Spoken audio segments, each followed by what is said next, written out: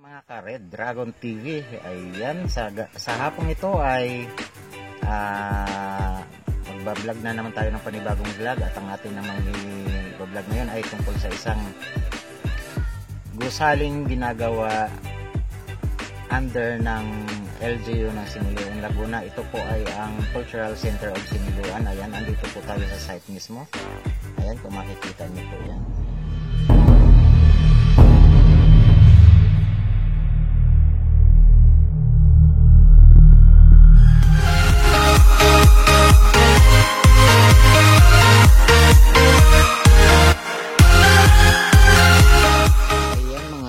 Andito tayo sa upper portion ng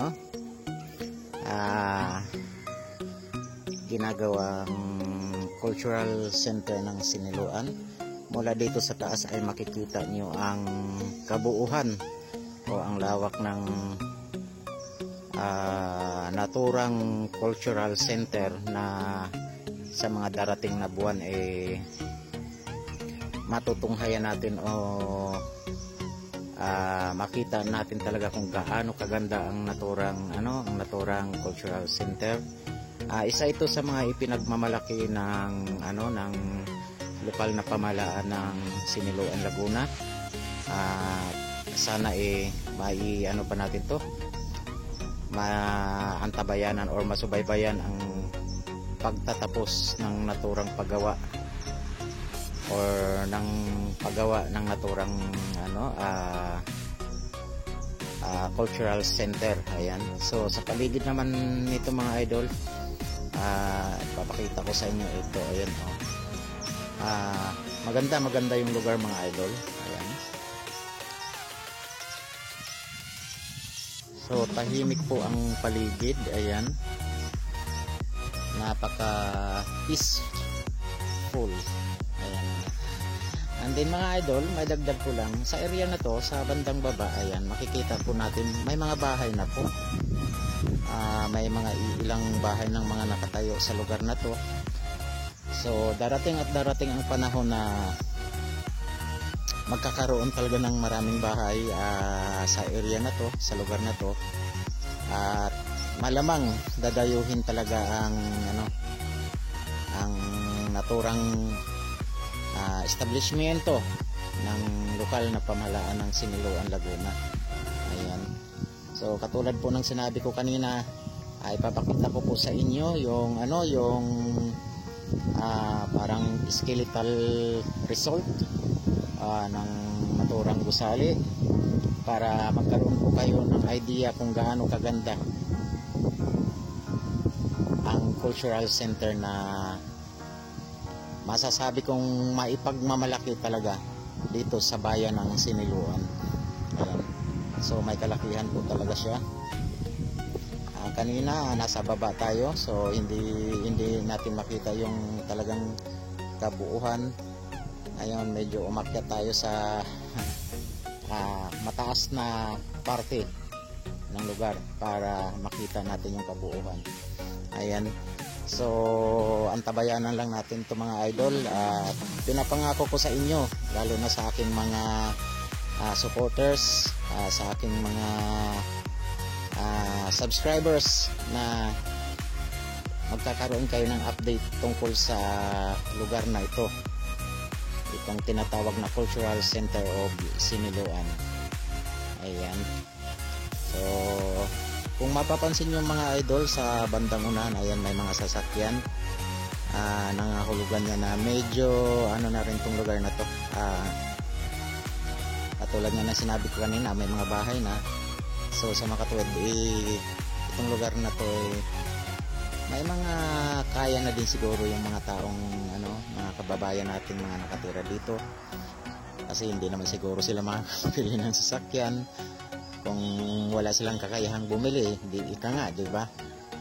So, yun, kung makikita nyo yung kalsada na yun mga idol, dyan tayo galing kanina. Dyan tayo dumaan. At ito yung dulo. Ayan, actually, to mga idol, siguro magkakaroon pa to ng extension itong kalsada na to. Papunta doon sa Purok I think puro 3 pa din naman. Kasi inuumpisa na nila or hanggang dito na yung construction ng naturang kalsada. Okay, yan mga idol. So maganda to mga idol. Abangan natin tong cultural center ng Siniluan, Laguna na to. Napakaganda nito. Nakita ko yung yung kabuuan, yung buong gusali.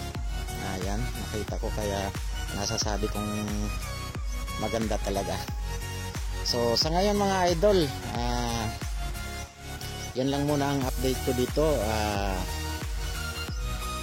Abangan nyo na lang po ang susunod na kabanata.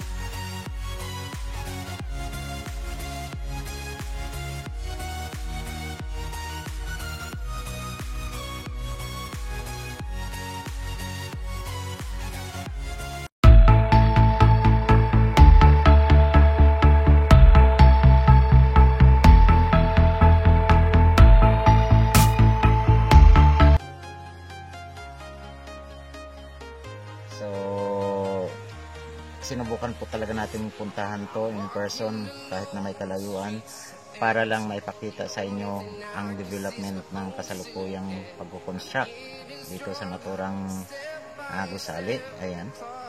So ikot lang tayo, lalapit lang tayo o lalabas lang tayo dito sa ating pinalalagyan. Ayan. So makikita natin mga idol na medyo mayroon ng mga nakatayong pundasyon. Ayan. Ayan mga idol. So isa po ito sa mga ipinagmamalaking proyekto ng pamalaang lokal ng Siniluan. Ayan. Then sa banda roon makikita naman natin mga idol yung napakagandang bundok. Bundok nga ba kung tawagin yun. Ayan. So kaya ko po kinuhanan to para ma-update po ang ating mga kababayan sa mga kaganapan ng ating mga lokal na opisyalis. Ayan. So magandang proyekto po to mga idol, dahil alam naman natin pagka sinabing cultural center, sa pagkakaalam ko po napakaraming bayan pa po na walang cultural center. And then ito, nagkaroon ng cultural center ang Siniluan. Katulad nga po ng sinabi ko kanina, kasalukuyan na po itong ginagawa, at makikita nyo naman po dito sa ating video na talagang andyan na, kasalukuyan na ang pagkukonstruct. Mga idol, may kalawakan po ang area na to. Ayan, may kalawakan po. Ipapakita ko po sa inyo yung parang skeletal video ba yun, or skeletal photo ng naturang gusali. Mga idol, nga pala ako, kaya ko po nalaman ito dahil ako po ay nagtatrabaho bilang isang on-call na driver under ng Vice Mayor dito sa Siniluan. Ayan. So kaya ko nalalaman tong mga kaganapan or mga projects nila dito sa bayan ng Siniluan. So maganda to mga idol, katulad nga ng sinabi ko kanina, napakaganda po nito. Ayan. So sa Gawiro naman mga idol, medyo marami ng kabahayan. Ang kagandahan lang dito mga idol sa project na to, at medyo tahimik pa ngayon mga idol. Ewan lang natin sa pagdating ng panahon ay hindi talaga maiiwasan na dumadami ang ating population, ganun. So talagang magkakaroon pa rin ng mga panibagong bahay dito. Dadami ang bahay sa lugar na to. Pero sa ngayon mga idol, talagang ramdam mo ang sariwang hangin dito sa lugar na to. So sa ngayon mga idol, yan lang muna ang maipapakita ko sa inyong update. This is Red Dragon TV. Umaasa na ang aking video ay inyong i-like, i-share, at huwag nyo po kalimutan na mag-subscribe sa ating channel at i-press nyo na rin po ang notification bell para maging updated kayo sa mga susunod pa nating video. Hanggang sa muli mga idol, maraming salamat po. God bless.